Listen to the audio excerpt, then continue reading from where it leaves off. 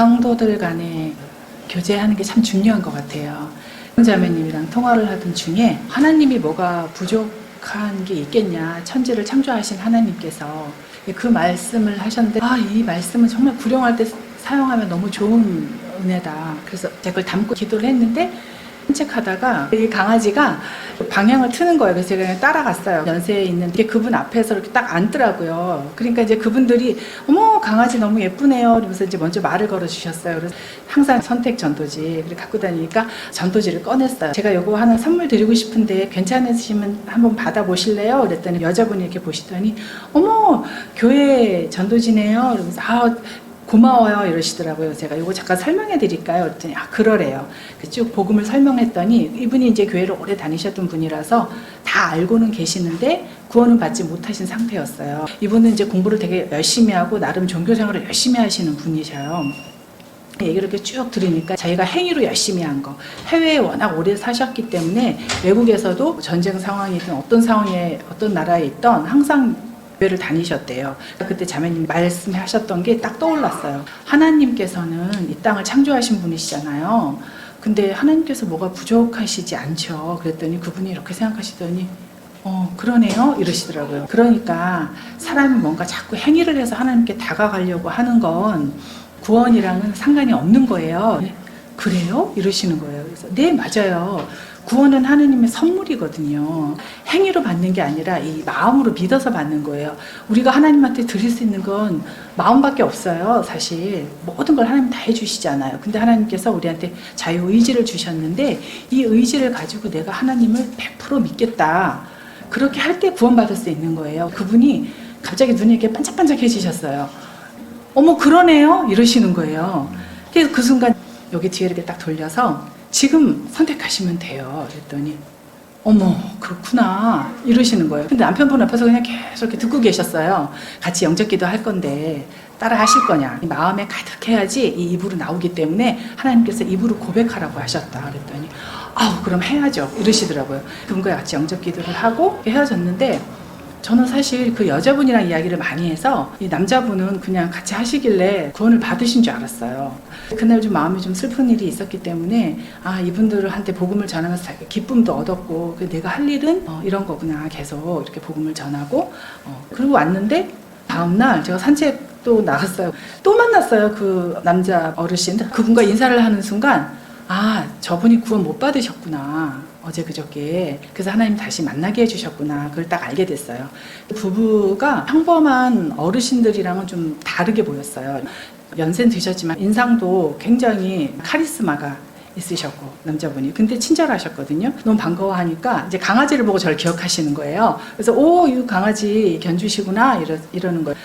그분이 구원 못 받았다는 걸 인지를 했기 때문에 뭐 이런저런 이야기를 하면서 말씀을 유도하고 싶었는데 어쩌다가 이렇게 역사 얘기가 나왔는데 5.18 얘기를 하셨어요. 갑자기 못할 말을 하신 것처럼 입을 딱 다무시는 거예요. 저도 그거 진실을 알고 있다.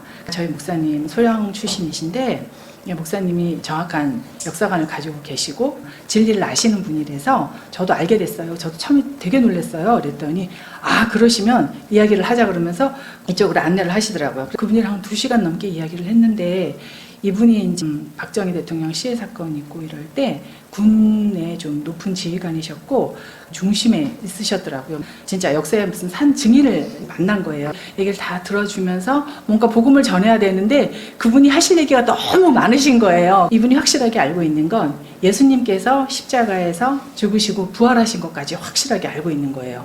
그 예수님이 하나님이세요. 이랬더니 그러냐고. 성경에 대해서 이야기를 하면서 성경이 변개되어 있는데 선생님께서는 군에도 계셨고 어떤 나라에 있을 때는 자기가 살았던 집이 10,000평이 넘는 마당이 있었고 뭐 그런 얘기까지 막 해주시면서 제가 그때 이제 딱 그걸 잡아서 근데 예수님이 우리를 위해서 저택을 예비하시는데요.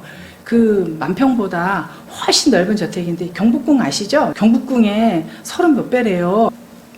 그 만평에 사셨던 그때 엄청 아름답고 뭐 그 정원이 어땠고 막 이렇게 얘기를 하시더라고요. 그래서 그거는 사람이 지은 거잖아요. 주님이 지은 그 아름다운 저택을 가실 수 있는데 지금 선택하실 수 있어요. 근데 그때부터 자기 이야기를 좀 멈추시고 제 얘기를 들어주시기 시작하는 거예요. 그 선생님이 아시잖아요. 워낙 이렇게 높은 데 있었으니까 나 부질없잖아요. 아, 맞아요. 그래. 예전에 선생님이 저 같은 사람 만났으면 제 얘기 들어주시지도 않을 텐데 사실 제가 예수님의 대리로 선생님한테 말씀을 드리고 있는 거다. 예수님께서 하나님이 이 땅에 오셔서 죽으시고 부활하신 걸 모든 사람이 듣기를 원하시기 때문에 저 같은 사람을 사용하시는 거예요. 그랬더니 막 웃으시면서 그럼 들어봅시다 이러시더라고요. 그분이 어떤 나라에 이렇게 좌천돼서 가셨을 때 그때 자기가 느꼈대요. 더덥다는 거. 불안해서 밤마다 잘 때 총을 이쪽에도 하나 놓고 자고 이쪽에도 하나 놓고 자서 이렇게 부스럭 소리만 나면 자기도 모르게 손이 총으로 갔었대요. 생명의 위협을 느끼고 사셨던 거예요. 그 불안한 시기를 보내셨기 때문에 총을 쏘면 바로 죽잖아요. 그러니까 그걸 아시는 거예요. 우리 생명은 언제든지 끝날 수 있지 않냐. 내가 죽어서 갈 곳을 안다는 게 얼마나 이 땅에 살면서 안정감을 느끼는지 모른다. 그랬더니 그렇지 이러셔요. 선생님 그게요 너무 간단해요. 어떤 지식이나 재산이나 아무것도 필요 없고 지금 선생님 마음만 필요해요. 그때부터 눈빛이 좀 달라지셨어요. 자기는 아내가 열심히 믿기 때문에 아내를 따라서 하늘나라 갈 거라고 생각을 하고 살았대요 여태까지. 그래서 구원은 개인적이에요. 절대 그렇지 않습니다. 그랬더니 그럼 교회 다니는 사람들은 다 구원 못 받냐 이러시더라고요. 교회 다녀도 구원은 개인적인 거다. 주님의 보혈로 구원받지 않으면 교회를 30년 40년을 다녀도 구원 못 받아요. 이제 딱 고쳐 앉으셨어요. 저랑 같이 영접기도 하자 그랬더니 이분이 그러면 저보고 기도하래요. 그럼 제가 듣겠다 그랬어요. 아니에요. 자기 입으로 따라해야 된다. 내 입으로 고백을 하는 게 정말로 중요하다. 그분이 그거를 좀 불편해 하시더라고요. 그때 아내분은 따라 하셨다고. 그 마음이 되기 때문에 따라 하는 거다. 마음이 되지 않으면 절대 못한다 그랬더니 한참 고민을 하시더니 그럼 그럽시다 이러시는 거예요. 그래서 이제 저랑 같이 영접기도를 하고 났는데 그래서 제가 영접기도를 아주 길게 했어요. 저는 지금 죽어서 지옥에 갈 수밖에 없는 죄인이라. 근데 이분이 이제 자기가 죄인인 거 알아요. 제가 그런 자리에 있기 때문에 정말로 거짓말을 많이 했대요. 거짓말을 할 수밖에 없었고 거짓말을 해야 됐고 그 거짓말 하나만 있어도 지옥에 간다 그랬더니 그분이 이제 그러면서 자기가 지옥에 갈 수밖에 없는 죄인인 것을 인정을 하고 예수님을 영접하고 났어요. 그 다음에 제가 33살의 몸으로 변화될 것과 한글 킹제임스가 변개되지 않은 성경을 이분은 이제 군 출신이시기 때문에 명령서에 빗대서 말씀을 드렸어요. 높은 데서 명령서가 딱 내려왔는데 그걸 자기 생각이 안 될 것 같아서 고치면 그게 되겠냐. 안 되죠. 그랬더니 안 되죠. 성경이 지금 그렇게 변개되어 있다. 그래서 지금 쓰는 성경이 다 변개된 성경이고 이제 선생님 제가 말씀드리는 그 한글 킹제임스 성경이 바른 거다. 근데 이분이 역사도 많이 아시고 뭐 이스라엘의 이런 뭐 지리적인 것도 많이 아셨기 때문에 제가 그동안 사실 공부하지 않았으면 이분 앞에서 입도 뻥끗 못했을 거예요. 느부갓네살부터 역사적인 걸 너무 많이 아시는 거예요. 저도 이제 공부를 했기 때문에 성경의 역사에 대해서 쭉 설명해 드렸더니 한글 킹제임스 성경을 한번 사서 읽어봐야 되겠다고 말씀을 하시더라고요. 그래서 이제 채널도 알려드리고 이제 여러 가지 이야기를 하고 이제 헤어졌어요. 밤에 기도할 때 어떤 걸 느꼈냐면 하나님께서 저에게 많은 은혜를 주시는데 저희 아들이 왔을 때 이번에 수술하고 들어가면서 저랑 한 3시간, 4시간 많이 이야기를 했거든요. 근데 그 아들한테 저의 간증을 얘기를 하니까 아들이 하는 말이 예전에는 엄마가 그런 종교 얘기, 뭐 하나님 얘기, 말씀 이런 얘기를 하면 너무 듣기 싫었대요. 근데 제가 돌아보니까 그때는 제가 다 옳다고 생각했어요. 저는 다 옳고 아들이 하는 행동은 다 틀렸다고 생각한 거예요. 그러니까 항상 가르치는 말만 하고 그 말을 들어보면 틀린 말은 아니지만 그게 저의 육신이었던 거예요. 육신으로 계속 아이한테 얘기를 했기 때문에 아이는 너무너무 듣기 싫었어요. 근데 제가 하나님께 너무 받은 큰 은혜가 뭐냐면 제 자신이 지옥에 갈 수밖에 없는 죄인이었다는 거예요. 지옥에 갈 수밖에 없는 죄인이었는데 예수님이 저를 구원해 주셨잖아요. 그러니까 무슨 일을 만났을 때 제 존재를 다시 한번 확인을 하게 되는 거예요.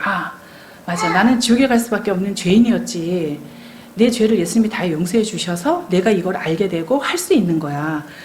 그렇게 되다 보니까 뭐 제가 누구한테 상처를 받건 누가 저한테 비난을 하건 그게 별로 큰 의미가 없어지더라고요. 하나님의 은혜가 얼마나 큰지 예수님께서 이 땅에 오셨을 때 육신을 입고 오셨는데 하나님의 전지하심과 전능하심을 그 육신 속에 다 가두셨잖아요. 그 생각을 하면 자꾸 눈물이 나는 거예요. 그 은혜가 생각하면 생각할수록 너무 큰 거예요. 나는 열심히 아들을 뒷바라지했는데 아들이 저한테 모욕감을 주는 말을 했을 때 제가 너무너무 견디기 힘들었거든요. 근데 하나님께서 이 땅에 오셔서 자신을 육신 안에 가두시면서 그 가두신 목적이 인간을 구원하시기 위해서인데 그 사랑이 말로 다 할 수 없더라고요. 그래서 그거를 묵상하면 묵상할수록 주님의 사랑으로 채워지는 것을 느꼈어요. 그런 간증을 아이들한테 하니까 하나님의 말씀이나 이런 걸 제가 전했을 때 아들이 그 말에 은혜를 받고 또 그 마음이 나누어지는 걸 느꼈고 그런 걸 통해서 또 혼들을 이겨올 수 있는 힘을 주시는 것 같고 제가 너무 힘들고 어려울 때 하나님께서 그런 방법으로 저를 위로해 주신 걸 많이 느끼게 돼서 오늘 그걸 간증을 하고 싶었습니다. 감사합니다.